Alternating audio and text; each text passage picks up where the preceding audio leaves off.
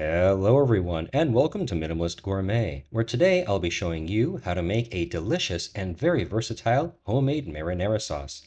Better yet, it's relatively quick and extremely easy to make. You'll never go back to buying store-bought again.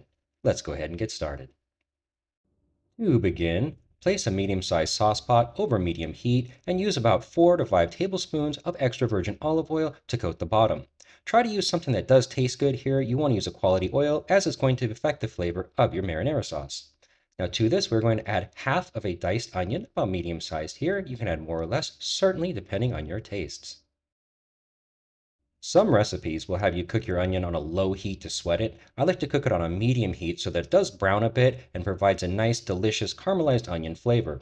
Again, this is up to you, so you can cook it as light or as heavy as you'd like. With your onions translucent and or brown around the edges, we're going to add in our garlic. I've got about 5 cloves of garlic here I've minced up, but feel free to add up to like 10 or 12 cloves of garlic according to your personal tastes. We're going to cook that for about a minute or two here. Once you can smell the garlic, you know it's time to put in your tomatoes. We're going to put in one large can of about 28 ounces of whole peeled tomatoes in their juice. I have two medium-sized cans here that do make up one large can. You can absolutely use diced or pureed peeled tomatoes or peeled fresh tomatoes. For our seasonings, we're going to add half a teaspoon of oregano or Italian herb mix, half a teaspoon ground black pepper, and half a teaspoon salt. Because I'm using whole tomatoes, I'm going to use a potato masher to break these down. It's going to help them get a leg up on cooking. You can absolutely skip this step if you're using diced or pureed tomatoes. This just helps it break down a little faster and easier. Our last ingredient is one large sprig of basil, which we're going to put in whole and make sure that it's submerged. Now you're going to cook this over medium heat, allowing it to simmer for about 45 minutes. You want to stir this occasionally, allowing it to reduce in its liquid volume until it's as nice and thick as you like. It's been about 40 minutes of cooking, and this sauce is reduced enough for me. We're going to go ahead and remove our sprig of basil here before continuing.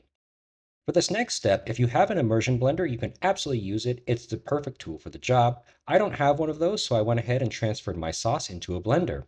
Now I'm going to puree the sauce here until it's as smooth as I like it. You can leave this chunky, make it extremely smooth, or somewhere in between. Again, it depends totally upon your preference.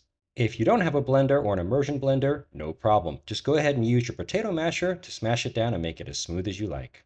We're almost finished with our marinara sauce. I'm going to transfer it back into the pot that I cooked it, and let's take a look. This is a texture that I like. It's fairly smooth, but still a little chunky.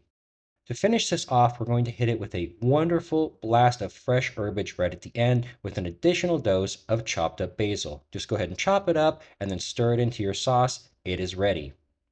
And you can use this sauce on your favorite pasta, in your lasagna, cover your chicken parm.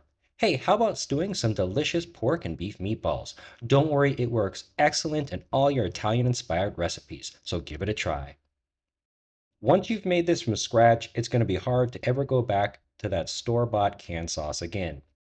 Guys, it really is just this easy to make a delicious, classic Italian-style marinara sauce at home tonight.